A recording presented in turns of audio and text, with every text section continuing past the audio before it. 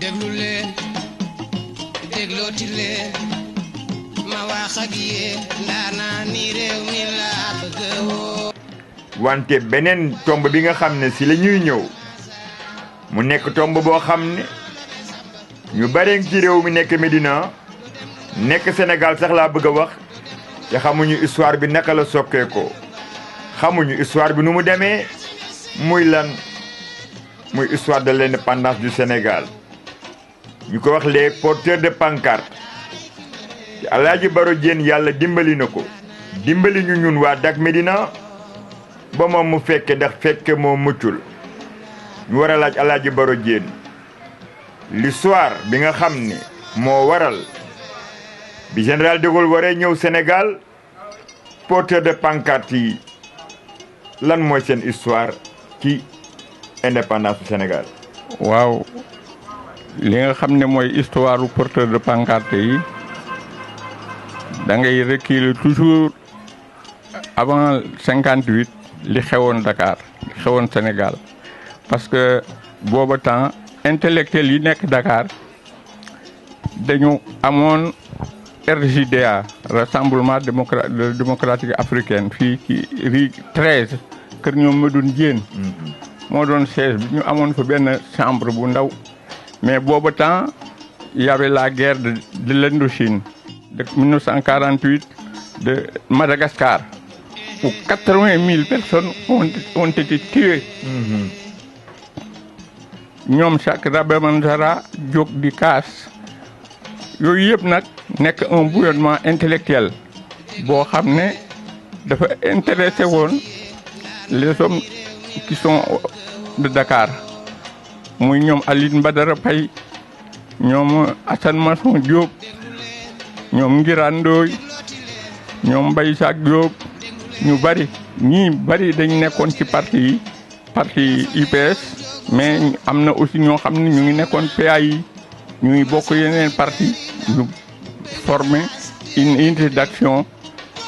pour la défense des intérêts du Sénégal ki ñuy wax Abdoulaye Ly nekkoon ministre te nekkoon IFAN à l'université moo doon coordonné affaire bi di dajale nit ñi di wax parce que ñun demoon nañu congrès en 57 à Kaolack à Thiès astafurlah à Thiès bi ñu dajee ñu bëgg wax affaire indépendance Ablaye Ly le parti bi délégué woon foofu mais dafa ñëw mu ne maa ngi leen di ñaan bu leen waxagum affaire indépendance parce que war nañu dem Cotonou en 1958 te Afrique dañu bëgg yëpp daje nekk indépendance ñuy wax autonomie booba temps mu am autonomie du Sénégal un gouvernement autonome boo xam ne Mamadou Dia moo ko jiital woon mais gouverneur bu Sénégal moo ko doon présider ñoom ñu am 11 ministères alors bi ñu ko amee 11 ministères ñu di doxal ci ministère de l'intérieur ministère de l'éducation nationale kenn rek moo fi nekk léegi ku ci bokkoon mooy Makhtar Mbow moo doon ministère de l'éducation de base booba temps avant l'indépendance ñi ci des disparaître nañu ab wàll jooju di ministère de l'intérieur kii di ministère de finance André Pétavin parce que booba temps tubaab la Senghor wóolu woon pour finance te Pétavin itam un ancien ku ànd décolonisation Afrique la woon comme mu mel na Jean Collin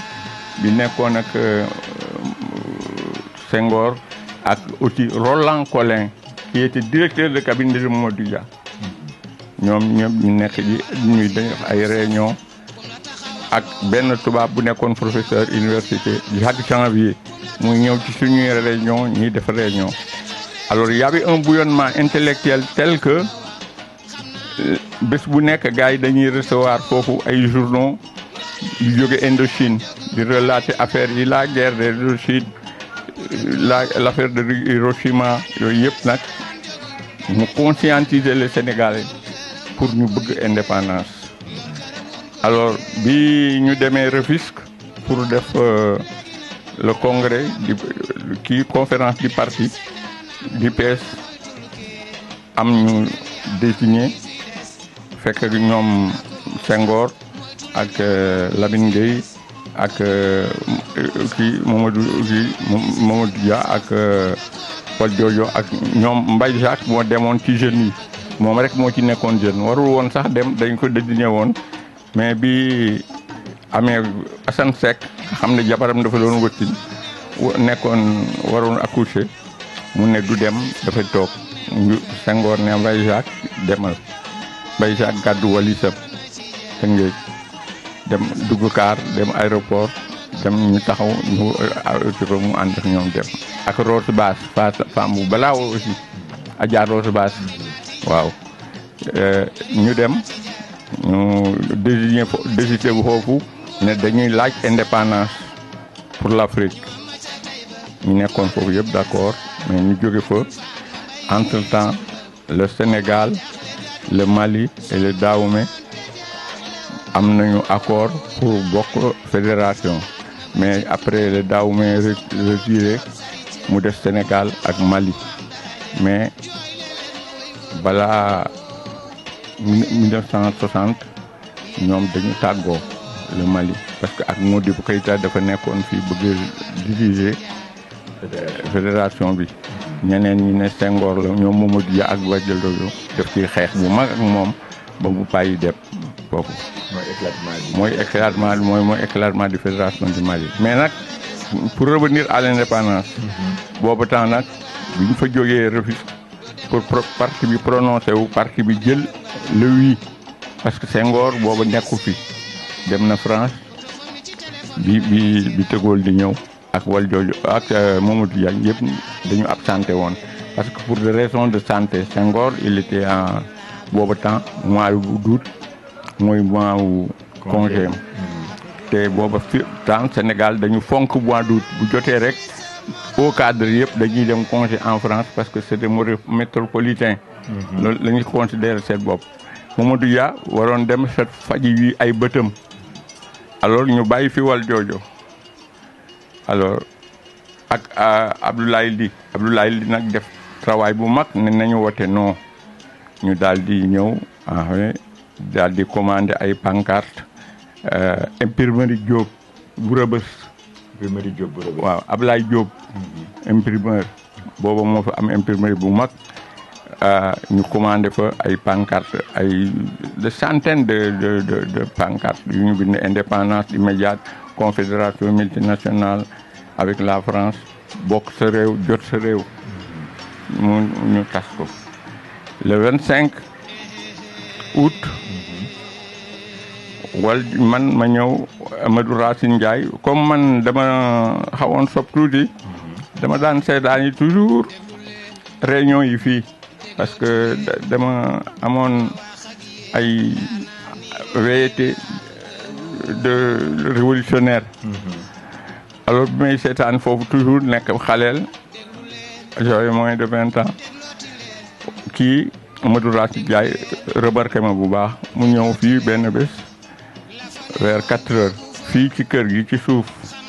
fii laa dëkkoon alors daal ma fekk pour ne ma Baro kaa ñu ànd dafa am mission bu ma lay confier man dem ñu daal di dem imprimerie Diop jël benn camion car yëpp ci pancarte yëpp muur ci baas mu ne ko danga bëgg nga denc seen kër parce que bu subaa la De Gaulle di ñëw ñu ngi koy teeru mu ngi jaar corniche buntu abattoir cimetière yi mu ne bu ngeen xëyee faltu ba teel ngeen dem fa yóbbu pancarte yi bu ñëwee ngeen won ko pancarte yi bu ngeen paree ngeen jël ko dem booba dañuy def benn meeting à champ de course bu mag pour mobilisation bu ñu fa jógee nag dem place Protet bi tudd place de l'Indépendance foofu la De Gaulle di defee réunion ñu yore pancarte yëpp ñu daal di ma désigner ma indi pancarte bi fii ñu désigner Godard Ousmane Gueye Godard bu dëkk léegi HLM mais mag la moo ñu mag ñun porteur de pancarte yëpp moom tam seen kër ak kii ci dem lañ denc yeneen pancarte yi. alors bi mu ñëwee nag ci guddi gi wal joojo ñëw fi ak Ablaye Ly ak Racine Ndiaye Racine ne ma dama indi wal joojo pour mu xool pancarte yi parce que comme moom mooy doon discours bi ëllëg daañu ko kii alors ñu daal di xool pancarte yi bu baax mu ne way c'est bien nangam naka daal mais mu ne Ablaye ne da ngeen di dem kër Pierre Ndiaye boobu mooy trésorier mu jox leen ay timbre ngeen kale taf ko ci pancarte yi comme ça kenn du ko mën a saisir mu génn Ablaye dellu si moo ko Racine Ndiaye ne ma du leen dem duñ dem fenn pancarte yi soxlawul timbre dañ koy yore pour wane suñu détermination mu ne yu ndaw yi prospectus yi ngeen amee sax bu ngeen ko mun ne sànni De Gaulle ni ngeen ko sànni pour ñu xam ne suñu détermination. alors ñun ñu denc pancarte yi fekk booba xale yëpp ñoom Madiang Diagne mu ngi dëkk sanc bi mu ngi fii Baye Jaxate bu di 11 ci ñu xale ñu ngi def ataaya ak Pape Diagne Pape Malick Diagne Pape Diagne njool ñoom ñëpp ak ay copains yu bari daal ñu ngi fi ak ñoom Ibrahima Dieng suma jarbaat booba xale la alors ñoom ñu nekk fii di def ataaya ci guddi gi alors suma yaay yónnee woo ma reer ma ne ko dama am ay gan yu fi nekk bi ñu demee ma dem di reer yi suma yaay ne ma waaw ñan ñoo fi ñekkoon ma ne ko ñii kat ñooy amee Sénégal parce que dañu bëgg bu ëllëgee ñu défilé def indépendance bi fait pour laaj ko De Gaulle mu ne waaw lu ñu la dénk foofu xale yi nee nañ ma am na lu nekk sa kër ma ne ko waaw ay bagage la mu ne indi leen ko fii ma ne ko yaay loolu dafa bari dañuy yenu fii guddi mu ne waay ci biir kër gi ngeen jaar kër gi benn la indi leen ko fii këram boobu temps mooy fi Aram Dieng dëkk foofu la dëkkoon baraag moo fi nekkoon ñu yóbbu ko foofu denc ko alors bu ci guddi gi vers 1h du matin tubaab yi ñëw ak ñaari jeep taxaw fii xam naa dañ leen indiqué woon lépp ak renseignement yi ñu ñëw ñu ne où est la maison de Baro Dieng ma ne gars yi ne ko c'est ici mu daal di ne où est Baro ma ne je suis là mu ne venez waaw ñu dugg mu ne on va chez toi ñu ñëw nag xool fi yëpp gisuñu dara mais mu ne mais on nous a couillonné bi bu ko nettalee sama yaay nag mu ne gis nga loolu boo ko dencoon foofu ñu ngi yaakaar ba nga war ko wone ëllëg ci ëllëg sa doo fa gis ko daañu waaru mu ne moo tax xaleel war na déggu toujours magam ma ndigalu mag lu yaay wax loolu dëgg la alors ñu yem ci 6h du matin rek bi ñu jullee suba ba pare ñu gàddu affaire yi dem foofu alors ñu ngi taxaw keroog ci kër Elimane Ndour Pape Youssou Ndour rue 15 angle Corniche waaw foofu fii studio nekk lekk moo doon këram atelier am su mu daan defaree ay vélo foofu la nekkoon këram ay moto ak yooyu góor gi jógee jàkk ja fekk ñu fa daal di ñu la salaam sa doom na la ngeen def tawa mu ne waaw lu xew ñu ne ko noo De Gaulle dafay jaar fii ñu amee pancarte yi lu bu ñëwee ñu war ko wone mu ne noo dugal leen ko suma kër ba muy xay ba agsi ngeen gër ko génne moom Elimane Ndour waaw loolu moo ko boole ci porteur de pancarte yi El Hadj Ndour mu taxaw itam ak ñun taxawu fa bi ji sànni prospectus yi sànni na ci oto De Gaulle ba ñun ñëpp sànni nañu alors benn colonel bu nekkoon ak De Gaulle Diop génn la war weer boobu jaaxle na Lamine Gueye mu ngi woon ci oto bi ak oto bi suma goro Babacar Ndiaye moo ko doon dawal Boubacar Ndiaye bu point E bu am kër gi foofu mooy jëkkëru Ndey Sow suma doomu sant ak tuddooy ak Maas Sow moom la woon moo doon dawal oto bi mu Lamine Gueye téye loxo bi daal colonel bi toogaat alors ñu dem ñu jóge fa ñu yuuxu indépendance immédiate nangam De Gaulle laal mer ñu dem stade champ de course def meeting bu mag keroog ci Ousmane Camara boobu étudiant la woon jël na fa parole ak Aline Cissé bu syndicaliste bu UNTS après ñu bari ñu pare rek daal di jubal nag place de l'indépendance ànd en masse pour dem foofu place Protet toog foofu Mbaye Jacques boobu moom moo yor organisation du parti mooy secrétaire à l'organisation moo ñu doon organiser ñun ni ñu rangé ak ni ñuy toogee yëpp De Gaulle nag ak si fa weer 5 heures ak oto yi motards yi may bay wuree rek ñu dàq ko yu indépendance immédiate mu jël parole nag je voudrais dire un mot aux porteurs de pancarte. Vous voulez l'indépendance? mu ne Dakar d'abord c'est une ville vivante et vibrante et beaucoup de souvenirs m'y attachent, mais je vais dire un mot aux porteurs de pancarte. Si vous voulez l'indépendance, prenez-la le 26 septembre 1958. Sinon, vous ferez ce que la France vous demande de faire, c'est de rester dans la communauté. On est dans ce pays,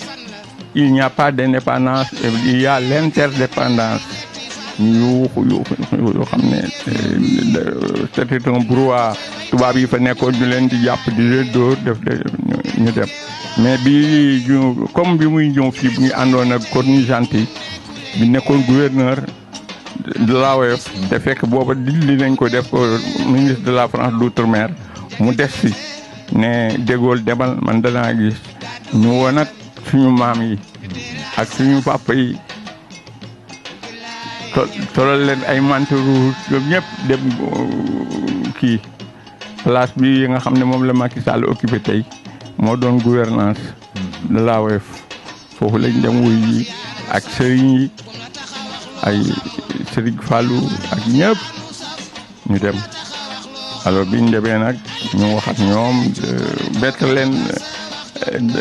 au kii daal au parfum alors ñoom nag ñu jóg def déclaration ne duñu wote wii alors moo tax Senghor bi mu ñëwee mënul d'accord ci wii bi parce que xam na ne boobu Sénégal sera miné parce que boobu comme intérêt français yi daf ci bari bu ñu mënuñu bàyyi ñu dem indépendance noonu mais dans la négociation après 2 ans mu am réunion à Saint-Louis des pays africains ak la France foofu lañ décidé ne dañuy jox indépendance à partir de 1960 loolu la. mbokk yi yaakaar naa ne Dak Médina yëngal na tey mémoire yi Dak Médina indiwaat na cosaan ndax taarixu réew moo yor am réew lii nag dañ ciy sant yàlla di ñaanal Alaaji Baro Diène yàlla guddal fanam ndax ay ndaw yoo xam ne dañu nekk Médina di góorgóorlu ci seen propre moyen bëgg développement bëgg xam-xam yokku bëgg ñi nga xam ne xamuñu ñu xam bëgg ñi nga xam ne fàtte nañu ñu fàttali leen moo tax ñu ñëw ci Alaaji Baro Diène biñ ko laajee li nga xam ne moom la wax ci lan mooy taarixu Médina xel dina ko nangu xam-xam dina ci feeñ te xam-xam feeñ na ci ñu ñëwaat nag ci histoire indépendance su Sénégal ba tey Alaaji Baro Diène ñëwaat ci wax avant indépendance wax ñu jaar-jaar yi ba naka la indépendance amee kon daal mbokki Ndakaaru mbokki réew mi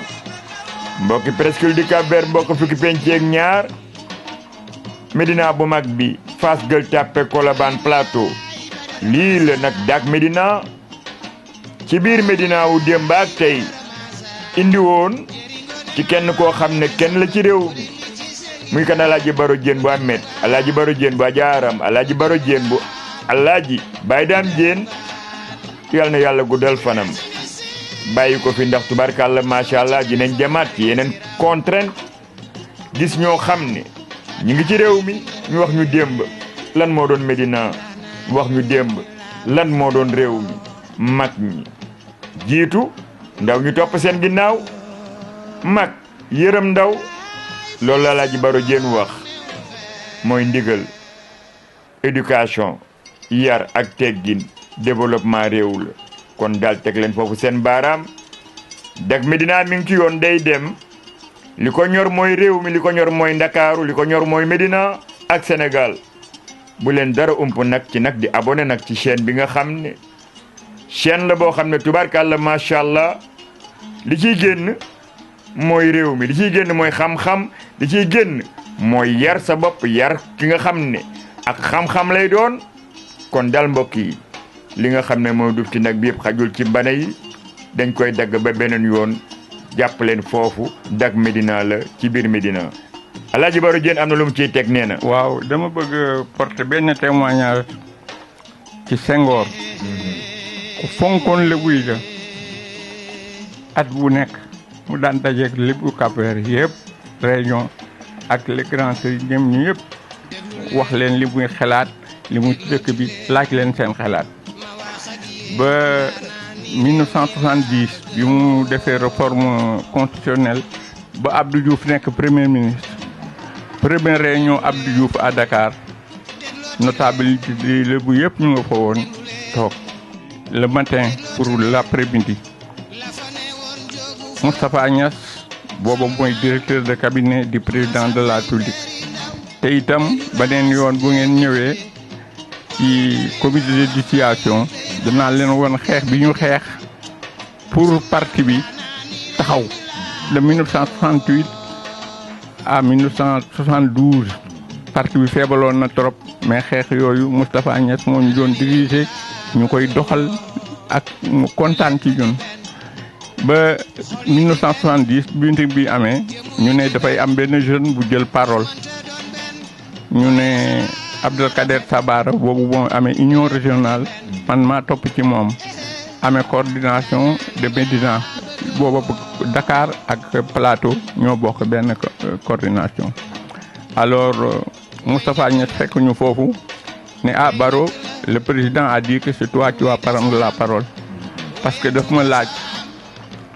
kuy jël parole ba ne ko Sabara Abdelkader mu ne mais c'est pas un nom lébu ne ko non c'est un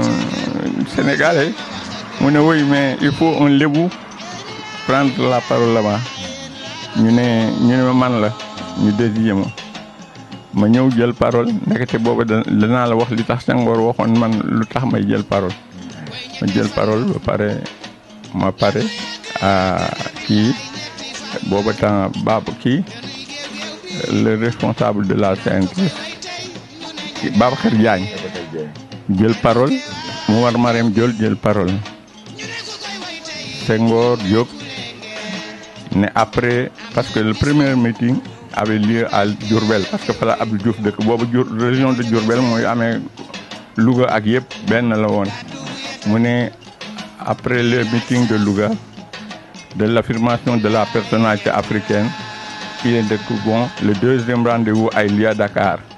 car Dakar c'est le fondement basaltique de la nation sénégalaise.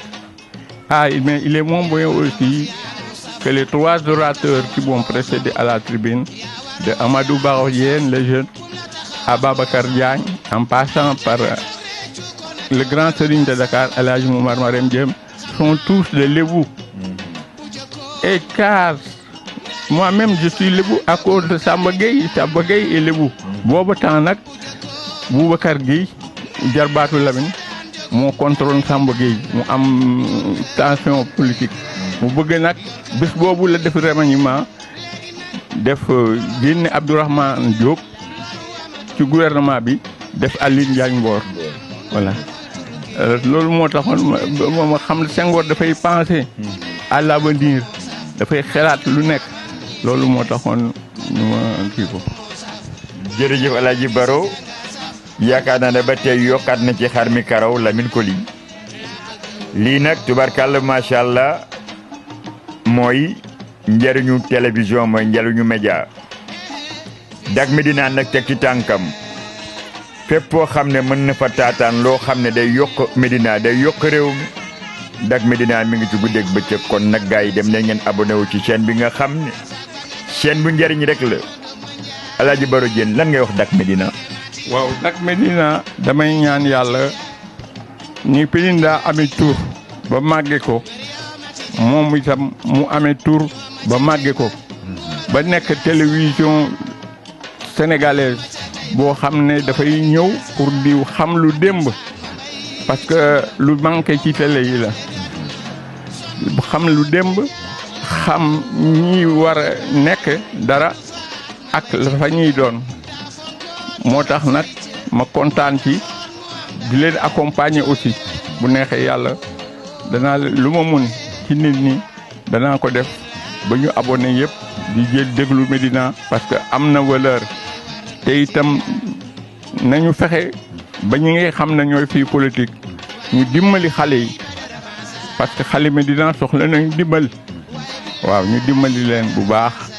pour ñu mun a am métier am feeñ ba ñu mën leen ràjjee. kon daal ñàkk seetaan Dak Médina wóorul erreur la kon daal képp koo xam ne yaa ngi Médina muy Grande Médina bi nga xam ne Fass Gueule Tapée Colobane la Plateau abonné Dak Médina rek mooy dëgg sponsor yi partenaires yi nga xam ne ñoo nekk nag ci réew mi ñëw leen ci chaîne bi nga xam ne ñi koy seetaan bari nañ de ñi koy seetaan bari nañu te tubarkàlla ku fiy jaay sa marchandise boo ñëwee ci Dak Médina di nga xam ne nag ku ko mën la ku koy jéem bokkuñu Dak Médina mënuñoo waxu wante xam nañ fan lañ jëm moo tax la Serigne Fallou Mbacké waxoon tepp tepp moo gën yuréet si la nag Dak Médina nekk fi nga xam ne maam Abdou Aziz Dabakh Malick njoogu faama ma des barzak borom nasir bil aqbil aqwa ila siratikal mustaqima di Dabakh Malick Médina Cheikh na Cheikh Sadbu Médina Limaamu Laay jiinay Baay Laay Alassane ak Seyni Limaamoo nga Yoof Médina kon daal mbokki Ndakaaru mbokki réew bi ñàkk seetaan Dak Médina wóorul erreur la de ndax xam nañ fañ jëm te nag tepp tepp moo gën yu de teg leen foofu seen baaraam ñu ngi ñëw dal seen kaw ndaanaa ni réew mi laa bëgg woo